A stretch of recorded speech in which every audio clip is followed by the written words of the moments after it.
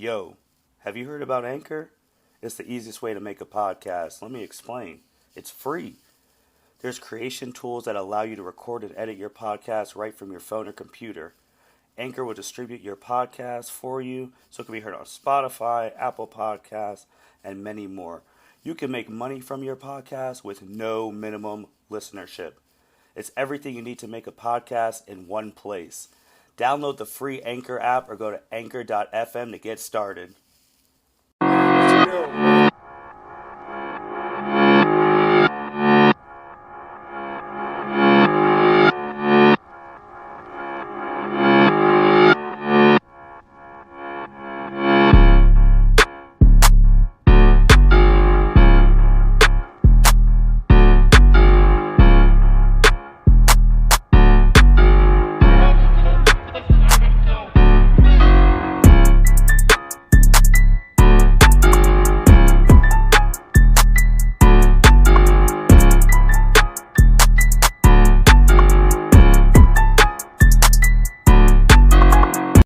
Welcome, everyone, to the L7C podcast, My Hero Academia edition. Today, we are going to be talking some episodes, the OVAs that just came out this past week, and we're going to be doing the last what if case study scenario question for probably the rest of the year, as the new season will be coming in October. So we have the My Hero enthusiast, Andrea Alanis, with us. How are you doing today? I'm good. I'm a little sleepy. I'm ready for a nap, but how are you? I am good. I'm doing good. Happy to talk some My Hero with you, especially since we got new content this week. I know. It's so exciting. It feels a little foreign, honestly, to be recapping an episode again, because how long has it been?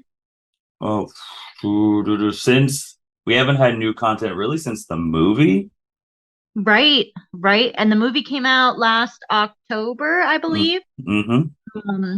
So yeah, almost a year. That's what, 10 months? October to August? Yeah.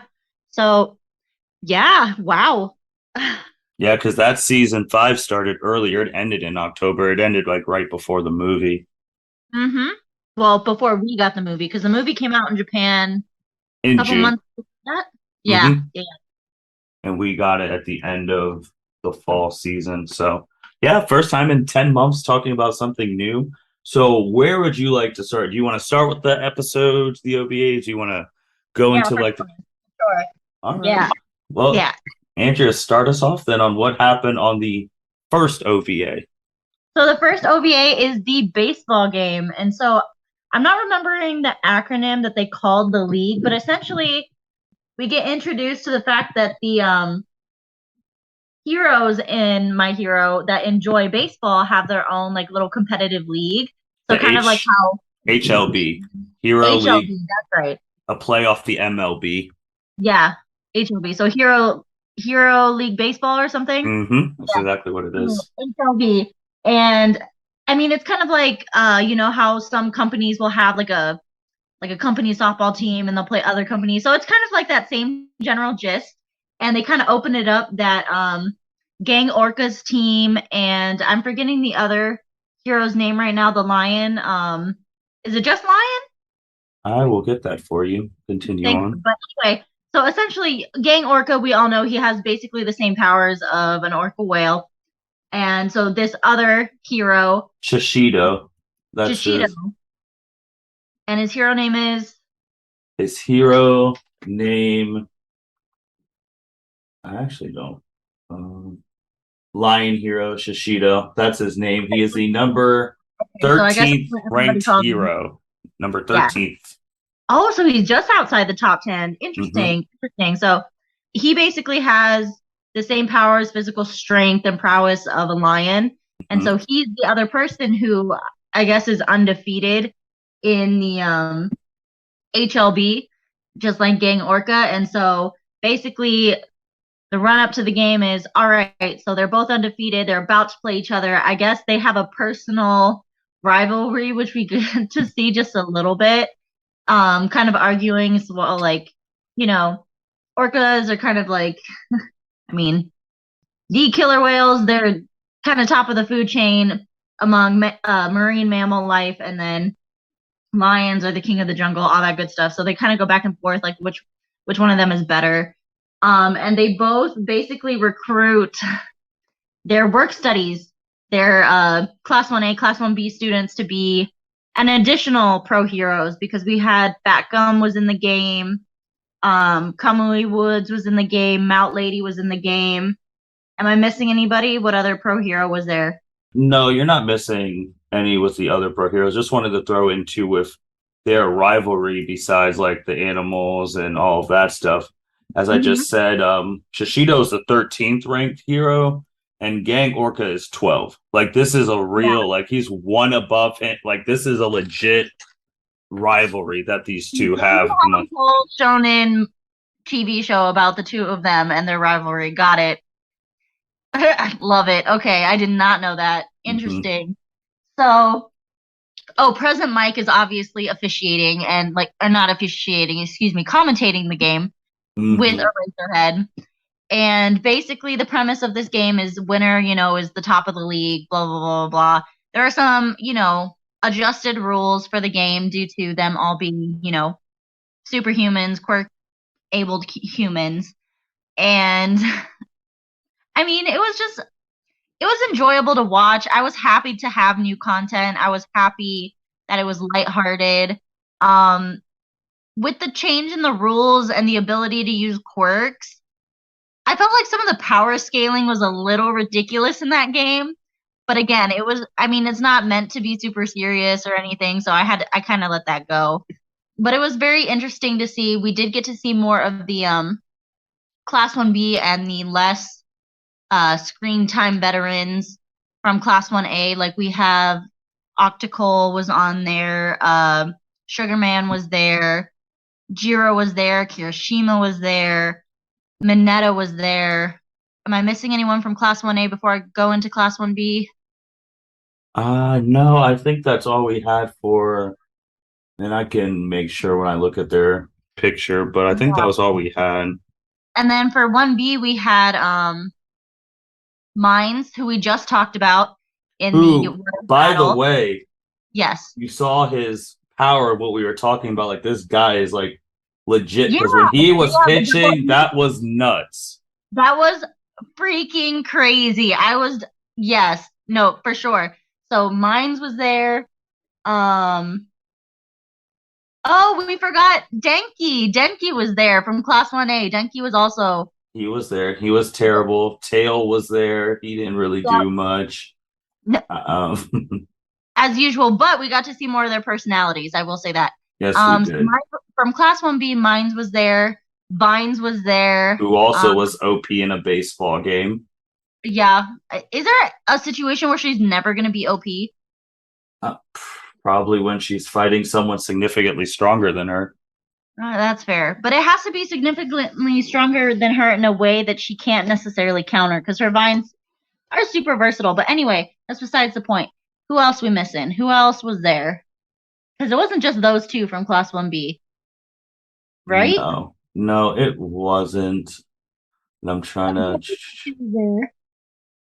Tetsu was there, He was terrible. as per usual. Martin, who am I missing?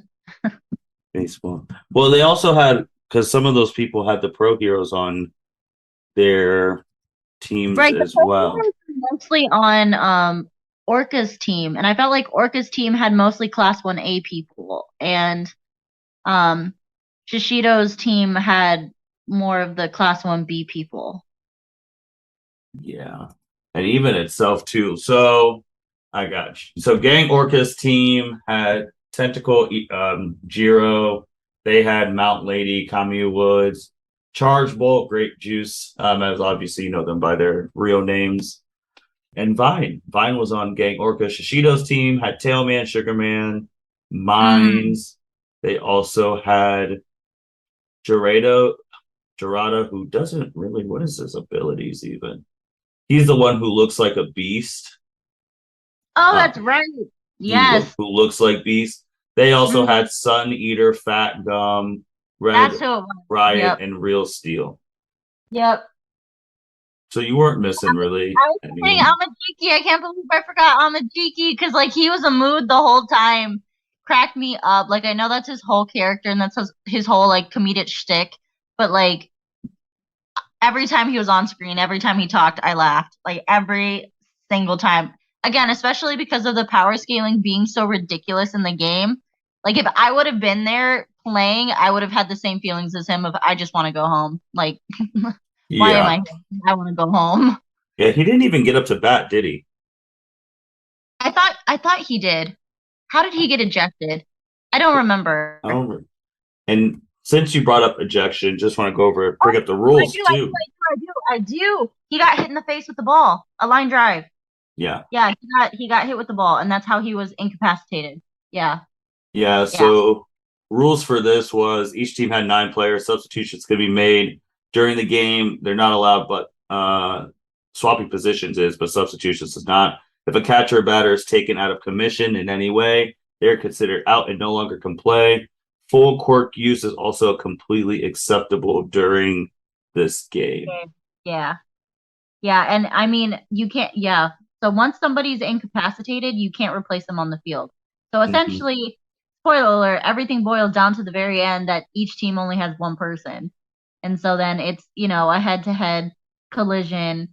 And I'm not going to, I don't want to say how it ends for everybody, but it's one of those things where it's like, aha, haha, of course it was going to end that way. But whatever. It was good fun to watch, especially considering, again, the end of season 5 leaves us very heavy. We've got a war about to start. Like, yeah. So it was enjoyable, especially since I recently, in the last couple years, have kind of missed playing. I used to play baseball, softball for a very long time. I actually, until fairly recently, I played baseball, softball longer than I played tennis in my life until the last couple years. And I haven't played since I was 15, and I miss it. And so getting to watch the game, I don't know. It reminded me of when I played, and it just gave me the extra kind of little nostalgia points. So I just want to say quick other things too. Obviously, a villain interrupted part of the game, so they went and stopped him real quick. There were shout outs to Jiro. She got some approval. Oh Red, yeah. Red Riot got some approval as well. And just like we're talking with Kami Woods and Mount Lady, those two who were heroes we saw at the very beginning of the series have definitely been like very non-existent in Yeah. like the entire series. Like they were in the first episode, and then they were in like the third season when they helped rescue Bakugo from All for One. But they have been relatively minor characters and not in the For bigger sure. picture. Right. And they weren't part of the raid of No. the sci-fi, but Mountain Lady popped up on us twice as well. Once during that interview on TV with Midnight where they were being asked the question about like, do female heroes costumes need to be so revealing, blah blah blah blah blah. And then we also had her pop up during the was it season 5 or season 4 doing kind of like a hey, as heroes you probably are going to have to do press, like let's prep you. And that's when she was doing the whole like pretending to be interviewer and the That was season 5 because she got smitten by Shoto. yeah. Well, yeah, and then Shoto's all dense and like if I smile people will die, like oh my god. Yes. Yep. Mhm. But And they're then who not. he said that probably should never get interviewed? Was it Bakugo? Yeah. Yeah, that she was like, or no, that Midnight made the comment to Eraser saying, "Hey, you should probably, steer Bakugo to take the same route that you did and just avoid the press." Yeah. Like, So he's a little too popular for that. But anyway, yeah. So that's the first OVA is HLB. I will also say too, you brought up the war, and to their, I mean, none of these people know that's even happening. Everyone who played this has zero idea.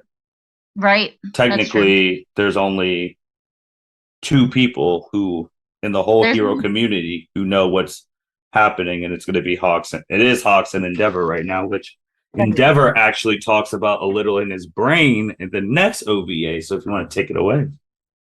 All right, and the next OVA, is it just called Mr. Smiley? Is that what it's called? So Mr. Smiley is actually the name of the I don't even really want to call him a villain because essentially he's a petty criminal. He's a vandal. And so it's kind of a little bit initially in the episode a slap in the face to Endeavor for the police to come to him and be like, "Hey, we need your help rounding this guy up." And he's like, "You should be able to handle this. Like you're the police. Like if you can't even do this." Basically what we've been saying for a little while is like, what the hell do the police do? But anyway, Mr. Smiley's quirk is a big problem, and which is the reason why the police are asking for help. And our guy Endeavor gets humbled pretty quickly. But during that episode, at different times, he does reference in his thought process. I thought he also mentioned, correct me if I'm wrong, Martin, but I thought he also mentioned out loud the war preparations or that the war is coming to his driver. Yeah, it was to his driver. I mean, yeah, that was just his driver in the car. Yeah, I was trying to remember if he mentioned it at his hero agency because the trio, the big three, are still doing their work study with Endeavor at this point, and so they're involved in the attempted capture apprehension of Mr. Smiley. And Mr. Smiley's quirk essentially is he smiles and you automatically double over in laughter and you cannot control it, and it lasts for what is it, 2 hours? 2 hours. 2 hours. And again, I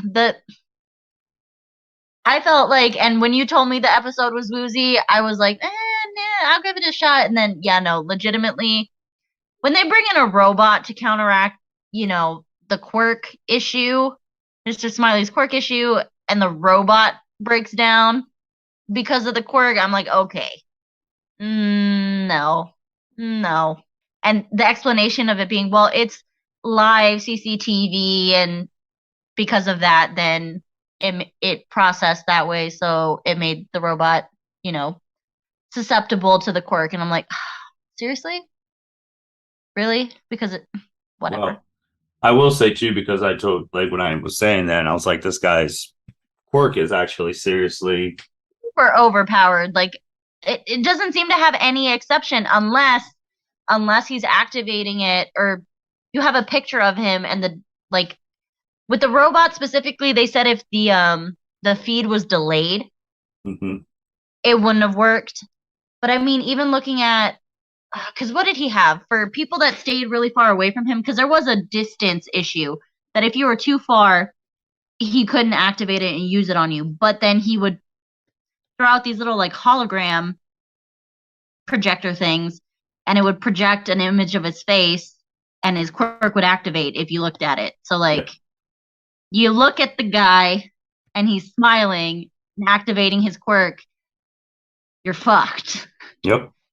You're busting at the seams. Although I will say, as a Shoto fan, we were gypped on getting a legitimate like belly ache laugh. Like we even got an out loud laugh out of Endeavor. We got one out of Bakugo. But Shoto's was basically like a muffled, like holding it in situation. I'm like, that's some bullshit. That is some bullshit. I would have enjoyed listening to what Shoto Todoroki's laugh would have sounded like. Because of course we've heard Midoriya.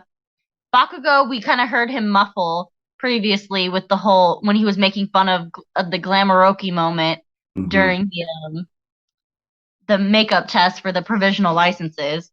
But not an out loud, super hard, like full force meant laugh, and we got it. And honestly, Endeavor's was kind of creepy in my opinion, but I'm also not his biggest fan, so that could also be my bias coming out. How'd you feel about everything? When I saw his quirk's ability, I was just like, wow, this is actually pretty strong and really strong. And when they even talked about it, it's like, if he wanted to, if he got in front of every broadcast station on the planet, he could basically do whatever he wanted for 2 hours if they watched it live. Like if you turn on your TV and you he does that, you're out. Like no matter what, you are out for 2 hours. And I also found it something with him too, and Midoriya connects on the more serious level of like this guy's not trying to hurt anybody. He finds out and then relates himself to him. Mr. Always. Mr. Smiley, I mean, he's kind of well, besides having powers and all that. I saw he's a normal person at that age. He is technically in mostly everyone in the L7C podcast is around close to 28 right now. So either a little bit over, a little bit under. And if you really just think about it, a guy who you go your whole life going to school or whatever, and you're trying to do something, and then your stuff isn't recognized and you don't know what you want to do next. Like you just talked about, like on a lighter thing, like playing baseball for all this while and then you not playing it anymore. Like that feeling of doing something for so long and either it being acknowledged or you not being good enough to continue to be it like for a career forever, especially at 28. That's legit. That happens. It does. It does. And I mean, with him, it's just like, because again, this was also, I kind of had a little bit of an eye roll moment that Deku still had the flashback to the first episode of, or second episode of You Too Can Be a Hero and all that stuff. Mm-hmm. Basically relating to the stubbornness that Mr. Smiley was just as stubborn as Midoriya, that even though there was really no clear path or shot that it was going to work out, they were just both so stubborn. And so Deku, of course, had the situation. It's like, well, if I hadn't met All Might, what would I really have done? And da da da da. But and it is relatable, and I actually appreciated the Banksy reference when they're going over looking at his different pieces of art on the buildings. And I don't remember her name, but it's the fire quirk female hero at the agency. But I think she's the one that made that comment that she was like, "What does he think he is, Banksy?" And I was like, "Ooh, fourth wall, right there. Love it." Okay, but yeah, no, Mr. Smiley is definitely relatable, but at the same time, it was one of those things where my question, even after all of that, is if you feel like the art world is never going to recognize you, so you start vandalizing buildings, like I don't see how that's going to make the art world recognize you. I do, because if you're vandalizing buildings, it ends up on the news. That's exposure. So it does make it out there to people, but there's also social media at this point, which is why Deku was like, "Here, I'll help you with your website," and it's on the internet. Like people will see it, especially if you blast it long enough, hard enough, with that way algorithms work nowadays, and they're supposed to be in the future. Technically, I believe is like Mr. Aizawa his date of birth is like 2004, so like they're a few years ahead of us. That's true, but there's also times where it's like they're ahead of us, but then they don't think of common things, a la all these heroes just having their addresses in yellow books, thinking that people aren't going to attack the house. Right. Again, and I guess spoiler, but Mr. Smiley makes it extra personal for Endeavor, because after Endeavor's having this conversation on his ride home with his driver, he gets out and his house is tagged, vandalized, one of the pieces. And so he just gets extra heated about it, not to be punny, but extra heated about it after that. And it's like, dude, that's the second villain that's gone, quote unquote villain, because again, he's more of a petty criminal, but whatever. The second bad guy to roll up at your house. Like, why do these people know where you live? Like, this is... Yeah, I agree. And then just going back to the Smiley thing, obviously with like social media and stuff, you do have a point, but then again, I mean, when he like helping with his website now at 28, but back then when he was going up, they might not have had the same stuff. So, and then he was like, the only way I'm gonna get recognized across, if no one's on my website, I'm just gonna go and have, at least I have guaranteed, because if you're going on Twitter, you choose to go on that. Like, but if every news station, if you're trying to watch the news, has like a section on your stuff, that's guaranteed exposure. And even though it's a different age and all that stuff, it's the same thing Naruto did. Naruto was vandalizing shit all the time. That was for attention. That wasn't specifically towards a goal. That was, I mean, attention is the goal here for Naruto, but that was serving an emotional need versus also with Mr. Smiley. It's an emotional need. It is the need for attention. However, it was directed specifically towards his art and wanting to have his art viewed. Naruto didn't give a shit about what he was painting up on the faces. He was doing it to get in trouble, to get the attention, to be recognized for something, because negative attention for some people is just as valuable as positive attention. So like it's slightly different, but I see your point. I did not think Slightly of that. different, but it's the same in acknowledgement. They both wanted acknowledgement. That is the same for both of those situations, that they wanted acknowledgement from someone. It's either from Mr. Smiley's case, wanting acknowledgement from his art, his peers, whatever people care about his stuff. From Naruto's, he wanted, literally, that acknowledgement is used like 500 times in that show. He wanted to be acknowledged by the village because they all didn't care about the dude. So, and they thought of him as a monster, just like they don't think of Mr. Smiley as a monster. They think of him as a villain until everything changed. And also your thing, her name is Burning, but doesn't have a G. It literally ends at the IN. Okay. Mm-hmm.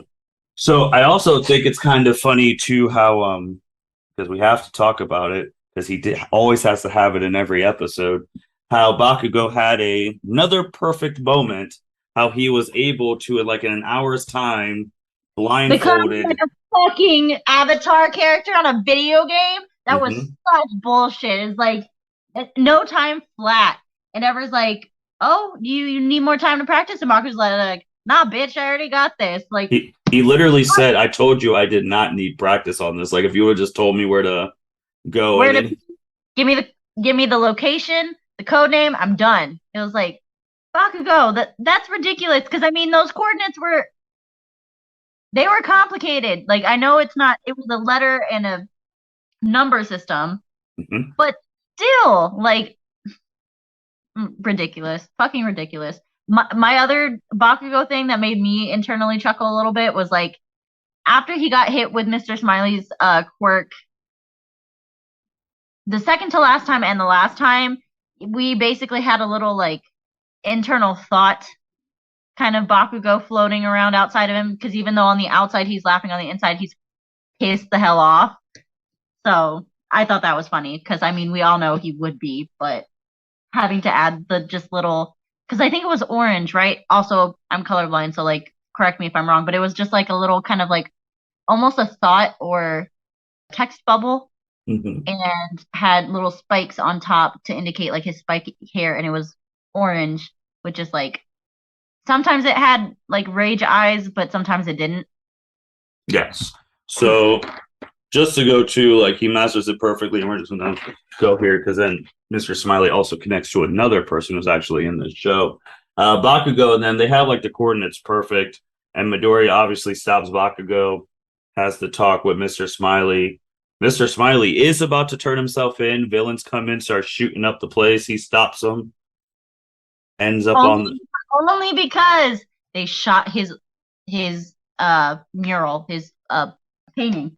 Oh yeah, he protected his stuff, and then he said like, "No, I'm not really a fighter. I've never really wanted to." And then he gets the recognition. Of course, it's on the news. He does the thing. Everyone starts laughing, and that's the end of that. Also, comparison to where I know I said the thing with Naruto, but just even more in the universe, which may potentially, I don't want to say they're going to make the Suicide Squad of My Hero Academia, but like a team of misfit people that's starting to kind of build in this thing. Mr. Smiley and Gentle Criminal, who is very similar to the situation. That's what I thought about it too. Also, can I like just thinking about the two of them, both of their faces are very defined. Like if you think about it, the way like both of their faces are just very, they don't look similar. They definitely don't. But there's something in the way that they're designed. Like they're both very like Mr. Smiley had a very chiseled jaw, very bulbous cheeks, and like it was a little ridiculous. And I know this is an anime, but his face was pretty cartoony. Like part of me wondered, like before we saw his face, that with the quirk making people laugh, I thought his face was gonna look like funny in a way that was like some people would say it's ugly, and so therefore you would laugh because quote unquote it's ugly, whatever. That's not necessarily the case. It's definitely a little odd. But again, a lot of quirk having people are anthropomorphic, so it's not necessarily weird to have somebody that doesn't look fully human.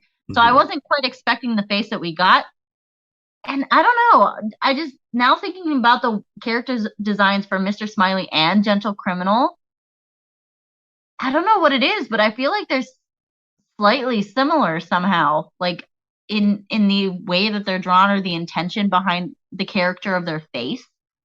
Well, Mr. Smiley, just looking at their face, he's more of a campy, happier looking person, which Gentle Criminal in the picture, obviously, with the dressing too, more sophisticated, all of that. And he also had gray hair. Butler, like it was really funny that it was like Gentle Criminal, that he's supposed to be like a gentleman, but I felt like he dressed more like a butler. Kind of. And he is 32 years old. His birthday is actually August 29th, so it'll be this month. And I didn't think this girl was this old. His partner, Brava. yeah, she is 22. I did not think she was that old, actually. So I figured, I didn't think she was over 20, but I felt like they had to make her an adult. So I figured she would be at least like 18, 19. That's what I thought. I was like 22. I was like, wow, that's actually, because I thought she was going to be like the same age as someone like 17, all that, like someone in their third year at My Hero Academia. Like if they went, I didn't think she'd be a full-fledged. She's the same age than like a year younger than Shoto's older sister. So yeah. But no, I was just thinking about them. But like it ends on a very happy note. You see everyone smiling and all of that jazz at the end, like when it gets projected on TV. No, and that's the other thing. We don't see Shoto smile and laugh either. The man crumbles inwards, muffles his laugh, and he puts his face down. So we didn't get to freaking see it. Well, on a technicality, you didn't see it, but he was laughing. Just like it pans out to everyone. You see All Might, you see Airy, Lemillion, and Eraser. Like it goes to everyone in the series pretty much. So that was cool to see too, because also too they did ask before they got the robot, what about Eraserhead? And Shoto was like, dude, he's with Airy. He can't leave Airy for this type of stuff. Yeah. Now, even though I don't think he will, because obviously bullets would have come real handy though. I mean they would have, but they're not allowed. So now just don't let, even though he doesn't need it, but God forbid if All for One just decided to take this quirk and put it in his back pocket, just makes things a whole lot easier for him. I was also wondering, like, if Mr. Smiley would have become a hero, he could have taken down All for One. I mean, just by fucking looking at him, making sure that he looks at him. Yeah, because currently right now there's like, besides a distance thing, but if you get it placed on cameras and all that stuff, there's really no weakness. Right. Unless they're to incapacitate him without looking at him. Yeah, well, that's starting to become the norm now. Like your only weakness is someone just being stronger than you and taking you out before you do your stuff. Yeah. So, but those were good episodes to have back here in the United States. Obviously, Japan got them a couple months ago, but now transitioning, we did have a question, and I was the one who came up with this question in a couple of pieces. So my question that I had was just like, it's kind of a combo. Since we're talking about school and all that, I want to put more emphasis on the school. Mm-hmm. If you were a teacher at UA, what courses would you want to teach? You can make them up, obviously. And then also, if you were not a teacher, what job would you want in the My Hero Academia world? I know we did it. We did a couple months ago for the students. If they weren't heroes, what jobs will they have? But now throw in us what things would we want to teach, or what other jobs would we want to have in the My Hero Academia world? Okay, so to teach, my gut reaction was to be like, I'm teaching these motherfuckers hand-to-hand combat. What the fuck is this? Because I have been Okay. on it, and this is a hill I'm going to die on. Why do they not all know basic hand-to-hand? Anyway, I don't know hand-to-hand, so I obviously can't teach them that. So I went realistic, like me, if I as a full person was inserted into the world right now, what would I want to teach? Because we also get some clips, especially before midterms of I think it's Mr. Ectoplasm teaches math. Mount Lady, I think, does either grammar or English or however they would term it in Japan. So they have to take regular courses as well. Mount So, Lady is not a teacher at UA. oh, I'm sorry, I meant Midnight. It was the M. M got She me tripped up. teaches, yeah, she teaches history. History. Okay. So if I was going to be a high school teacher at My Hero, Mm-hmm. I think I would want to teach one of two subjects. I would either want to teach psychology, since Okay. that is my personal background, love psychology, or I would want to teach English, like literature. I the dissecting, interpretation, and the deeper kind of themes and motifs in literature, I always had a very easy time kind of picking up as a student, and I feel like I remember more of that now as an adult than I do math. And I was good at math, like in school, up until we hit calculus, which is a whole nother beast. So thank God I don't need that in my life. But I don't know, I really like literature, English. I wouldn't want to teach grammar because I suck at grammar. But if I have to, I could. So I think I would want to do one of those two topics. I loved history in school, but I don't want to be a history teacher. I just don't. Plus, I can't take Midnight's job. Midnight's got that shit locked down. She'd whip me, so no thank you. Um, and for a normal people job, Doesn't have to be normal. I mean, I guess it could be normal people, but like what type of so other okay, I job? just don't want to be a hero. Sorry, I Okay. just don't. So that's why I said a normal people job. Even if I have a quirk, I don't necessarily want that level of responsibility. Plus, having to learn how to fight, I'm not necessarily built for that. I don't have the inclination to do that. I probably should for basic, self defense and necessity. Hopefully, never necessity, but potential necessity. So, because to become a hero, you have to be proficient in all of that stuff, even if you do just become a primary rescue hero. Well, we're having a different definition of proficient because you literally said 5 minutes ago you'd want to do hand to hand in a perfect world because a lot of those people are not proficient in hand to hand. But that's why I said is I can't teach that because I don't know hand to hand. So that's why I left it alone. My gut reaction was these motherfuckers need a hand to hand combat teacher. Oh, no, I agree. But you saying that means like you can still be a hero. You wouldn't have to learn hand to hand all that well. Just blast people. It's working for some of them. Yeah, but I might not have a quirk that way. Anyway, regardless, I would want to be a normal person. And what I actually, I don't know, part of me wants to be probably a sociologist. Probably studying the shift in culture between, pre-superhuman, post-superhuman psychology, doing social psychology studies to see where the shift is going, where the trend is going, how the what's the word I'm looking for? The trends, the common denominators, especially to see how it impacts the different cultures. Mhm. See how, Japan has handled it, how the US has handled it, how Europe has handled it. How is it different? How is it the same? Are we having similar trending, beliefs, ideas, uh, sociological phenomenon in, like-minded countries? Like a lot of our Western countries kind of having this sort of trend, our Eastern countries having this trend. Are they not? That type of thing would be really, really interesting to me. So I think that's what I would want to do. Or I would want to be some sort of like policymaker when it comes to helping to define the role of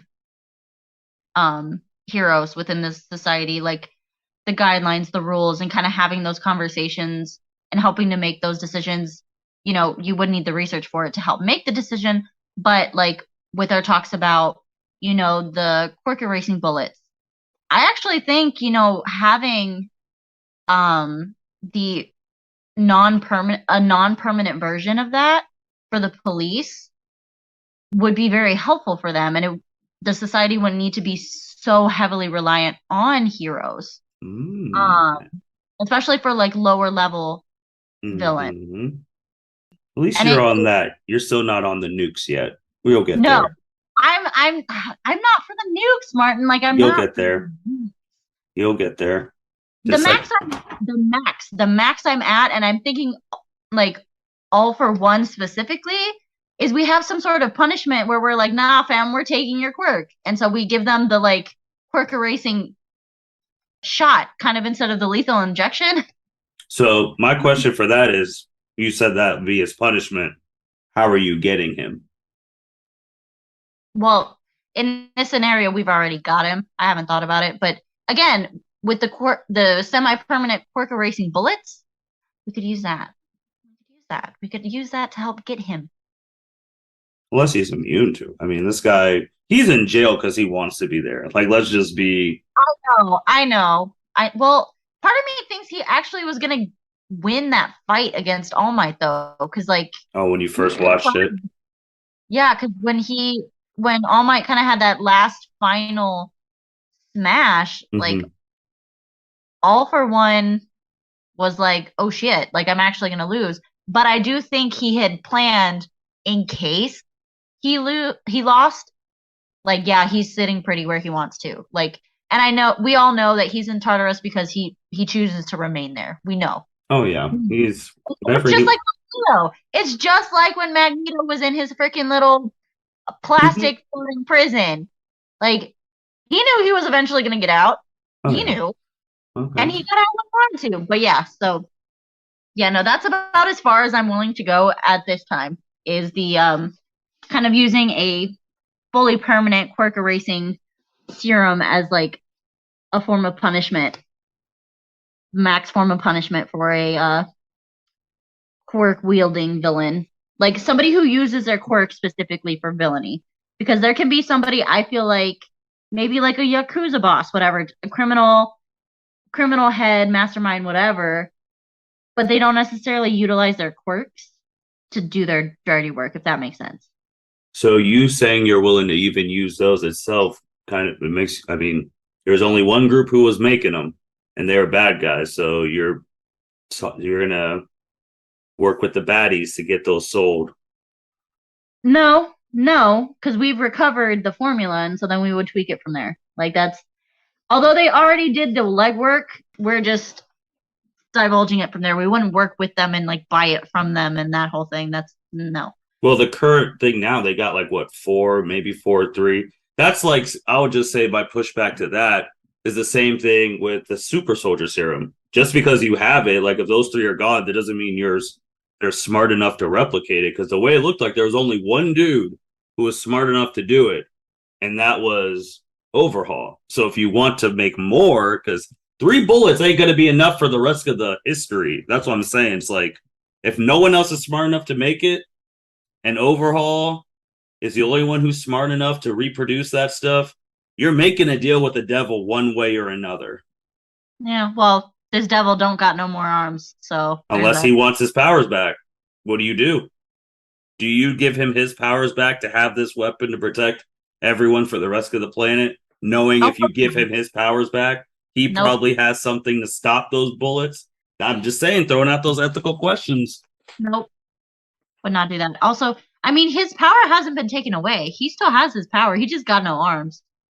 So unless his quirk morphs and he can just start changing shit without having to touch it with his hands, um, technically he still has his quirk. Shigaraki's just kind of melted his hands off. with Shigaraki, before I start answering my thing, I really hate that. Low-key, he's a little punk because I really hate how in the movies and in the shows, after the bad guy has lost, because he wasn't doing anything when the bad guy was fully healthy, he comes in, he's Right. like, oh, there's only room for one person, like he did in Heroes Rising and like Oh, he I did it. know. When Ryan is all like, "Oh my God, thank God, like help, fam," and he's like, "Oh, nah, you did your shit. Now I'm ending you." Yeah. Yeah, I mean, it is a brat move, but at the same time, it's a smart move. It's send out all your pawns to kind of gauge your opponent and your less valuable pieces until you're ready to make your move. Because But it's to not him, even the pawns he's the doing master it of the though. board. It's To the him, he is the master of the board because he is the subordinate. He is the inheritor of the not title, excuse me, but essentially of the position of All for One. So like that's why they keep referring to it as like, send out these toys, send out these whatever, and watch what happens. So it's kind of a power play and kind of a power move, but legitimately, if he was out there himself, he would have gotten his ass kicked several times by now. But he's being smart, or they're being smart on their part from getting him used to sending out others I would to say potentially fail. on the sending out others thing though, I'm talking about like it wasn't his people who did anything to these villains. That's what I'm saying. It was literally Midoriya against Overhaul, Midoriya and Eri, and Midoriya and Bakugo against Nine. And after the main characters win, not his people, the main characters, who he needs to take out the main characters too, but he stays away from them. He's like, Right. oh, you're a bad guy who's pretty strong. I want to be the only person here. So I'm going to get rid of you, even though he's probably going to be the I don't. He's not Sasuke, but he's probably going to be the Sasuke type who actually gets his body like snatched up by All for One somehow. It's like I had this planned all along. Now I'm going to take control of you and yada yada yada. But that's neither here or there. We will find out in these next coming weeks. So, my thing was first I was looking at all the different things that they offered at My Hero Academia, and a lot of people just don't know that don't disrespect class C, D, or E because class The C, D, business or class. E, yeah, don't disrespect them because they're basically doing what normal people, like people who don't want to be heroes. You go in those classes, and that's like you're aiming to pursue college and other pursuits, literally a Yeah. normal university, which I kind of laughed because those are considered lower jobs. Just like in Yu-Gi-Oh! GX, the top school on the planet is a school about dueling. And no, not about doctors or anything like that. It's about dueling. Just like here, some of these heroes are going to be patching the class 1A people in hospitals. Some of these people in class C, D, or E are going to be the hero spokespeople, like running their stuff. And those are important jobs, but they're at the bottom. I thought the two things I thought about teaching here, looking what everyone else taught, I thought I would be like, maybe I would think of like a strategic practice like course where we go over like different strategies and different situations and knowing each other, like not a teamwork thing, but more like a strategic thing. If this happens here, what would you do here? Like a strategic mind type thing. The other type of class I thought about was like a leadership class because in with like the leadership class, more like, hey, sometimes being the best leader is being the best follower. Because a lot of these people don't know that. And sometimes being the best follower is being the less leader, and you need to step up in certain situations because you have these abilities. And one of the people who I thought about too in that situation was your girl, Momo, because in certain situations she can be a leader, but when someone is significantly stronger than her, she instantly shies away, even though she could still provide great access to like the team. And I just want to be like, hey, just because you're not the strongest person on your team doesn't mean that you can't lead the team. Right. So those would be those things I would try and teach at school. And then if a normal-ish job, I don't want to say it'd be normal. I definitely, even though I have no interest in being in this type of thing in our real lives, but there, I definitely want to be on the World Heroes Association Yeah. because I want to know who's deciding when this thing gets called and how come they have zero idea what's going on the planet? So that'd be one thing. I did think about helping the police force in some way. I don't want to say being like a designated like police force hero because I really don't want to do all that. But more being like the top Alfred slash like Jarvis for top like agencies like the World Hero Organization, or like I guess his agency is number one, Endeavor's agencies, or someone like that, someone they call, we're like, hey, we have a problem. We want you to run like the computer chair and help us out. And then like if someone broke in, we'd be able to defend ourselves, yada yada. Other things I thought about, you brought up the psychology thing. I did think about like the counseling, like Yeah. thing, talking like, hey, what's going on? Like doing the debriefs with heroes after Yeah. missions, because like it's kind of tragic how no one really like it wasn't shown, but I know it didn't happen. No one sat down and talked to like one-on-one conversations with Midoriya or Lemillion after Sir Night-Eye died.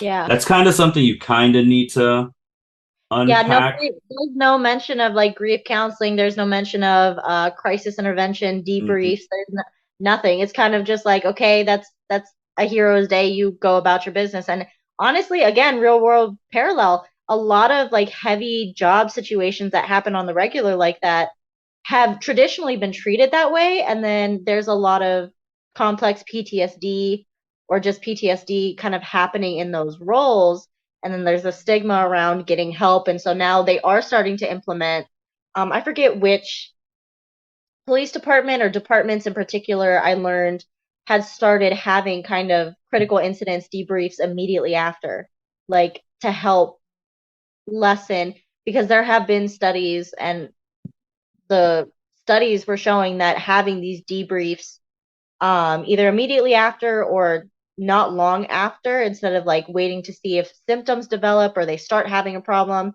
kind of being preemptive helps to disable the likelihood of, having or developing the symptoms later down the line. So that's super, super important. I've never wanted to be in that role ever. So like I admire your desire to potentially do that. More power to you. That's awesome. And it's super important, whoever is listening, if you might be interested in doing that as a career, those jobs are definitely out there. Um, but yeah, that's not for me, fam. Love psychology. I love learning about all of that and potentially doing studies on things like that to find out helpful preemptive ways or better ways of dealing with it after the fact, whatever.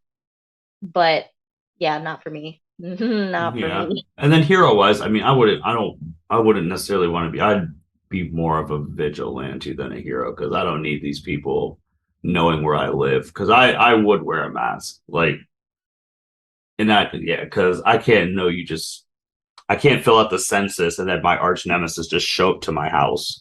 Or if I have kids, they just show up to my kid's school. So No. that'd be one thing. And then like if I was a vigilante, my biggest thing is I'd be like a vigilante for the World Heroes Association, whoever the hell the president is there. And my main goal would be trying to find out who the hell the traitor is at the school.